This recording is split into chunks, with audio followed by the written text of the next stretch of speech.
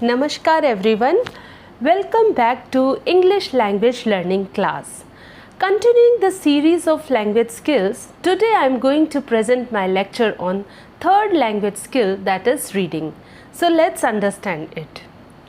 Reading in any language has a crucial role to play in creating independent learners and increasing their educational attainment. Reading is the basis of a student's success at all levels of education. Developing good reading habits is vital to a child's future, not just academically but in everyday's life as well. Students with good reading habits learn more about the world around them and develop an interest in language and in other cultures. Reading leads to asking questions and seeking answers, which expand students' knowledge on a constant basis.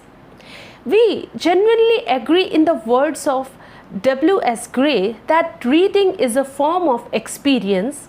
It brings us in contact with minds of great authors with the written account of their experiences, their recorded lives, and advancement made by them in various fields.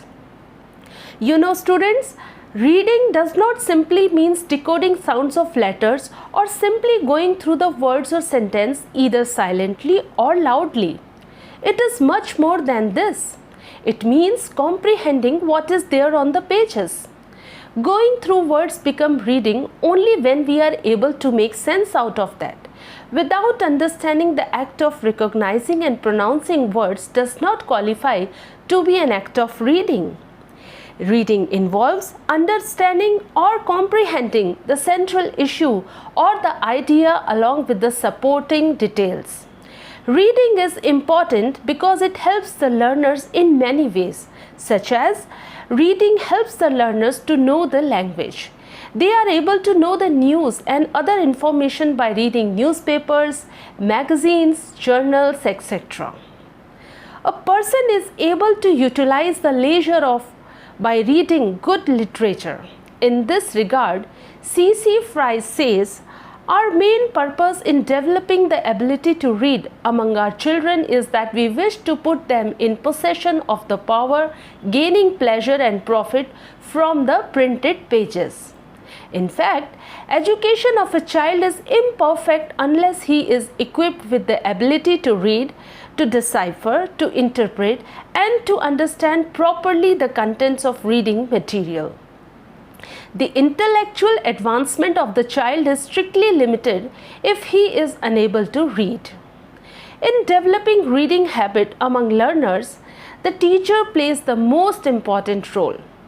He or she can do this by providing them with daily opportunities to experience reading pleasurably, irrespective of the levels of reading skills of the learners. It is important to ensure that the learners are motivated by a genuine desire or need to read. Teacher is supposed to take some key action in this regard, such as create a reading environment in the classroom with the book corner or class library. Make time to read aloud in class just for pleasure, not for teaching language skills and test all the time. Talk to the learners about what they do and don't like to read. Make time for quiet, independent reading in the class. Motivate the learners to share their views, ideas of what they read with the class. Now let us talk about the methods of teaching reading.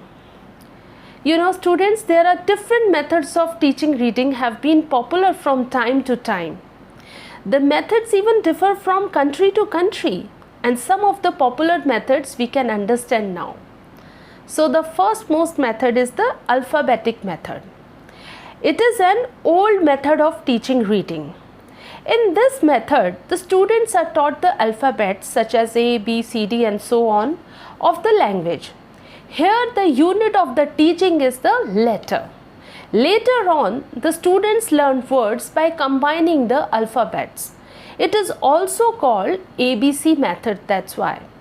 It was invented by Greeks and Romans. It gives the child ample opportunity for seeing words correctly written and thereby enable him to build up the essential visual image of words without which correct spelling is impossible. The name of the method suggests the method begins with the parts and reaches the whole. Every letter in the word is taken as an independent unit, quite significant in constituting the word itself. The next method is phonic method. What it is? It is a method of teaching reading in which each word is broken up into basic speech sounds. It really facilitates reading. Here the students are taught the different sounds first. They learn the alphabet afterwards. In other words, we can say that teachers teaches English through the phonetic script. This method is quite common in UK. The only difficulty in its application is that there is a need of expert teachers. That is one reason why this method did not become popular in India. In the words of T.K. and Menon and M.S. Patel, they said that the phonic method was adopted when it was realized that the sounds of letters, not their names, when uttered rapidly produce the word. It was also assumed that once these sounds had been learned, they should be combined into syllables and words and then into larger language units. This method is most effective for languages in which the forms of letter invariably correspond with their sounds. The next method is the word method. It is very popular method of teaching reading. The learners remain motivated by this method. The only drawback in this method is that many pictures have to be used here.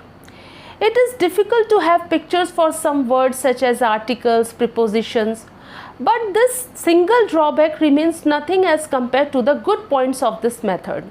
So we find that this method remains a distinguished method in comparison with other words. P.C. Wren calls it the one and only rational method of teaching to read. That's why it is called word method, because the unit of teaching is word. Moreover, pictures are also used with these words. The students look at the picture and they say whatever they see. That is why this method is also called look and say method. The next method is the phrase method. In this method, the unit of teaching is a phrase. The students learn phrases and they learn the alphabets afterwards. The phrase method is based on the assumption that phrases are more interesting than words and place emphasis on meanings.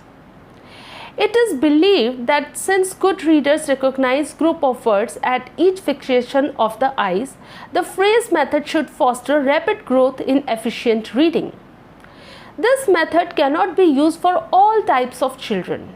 The reason is that the weak students can hardly pick up one word at a time and they find it hard to learn 2 or 3 words at a time.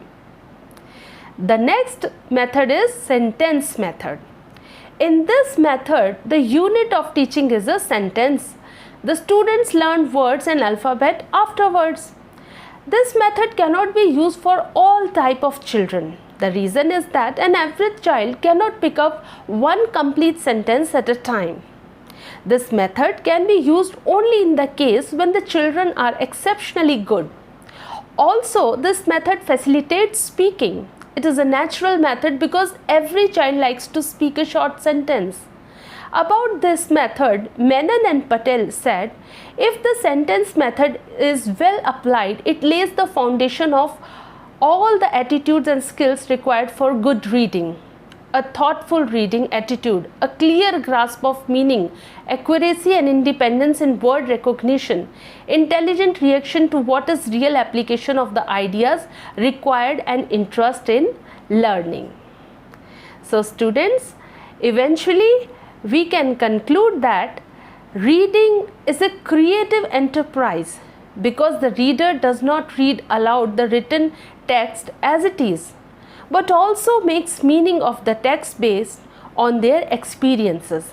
And it is important to grasp the meaning of the text, and it should be viewed as the developmental processes that continue to refine as learners engage with print and purposeful opportunities of reading. Thank you very much for watching this video. We will come up soon with another language skill. Till then, bye bye, take care, have a nice day.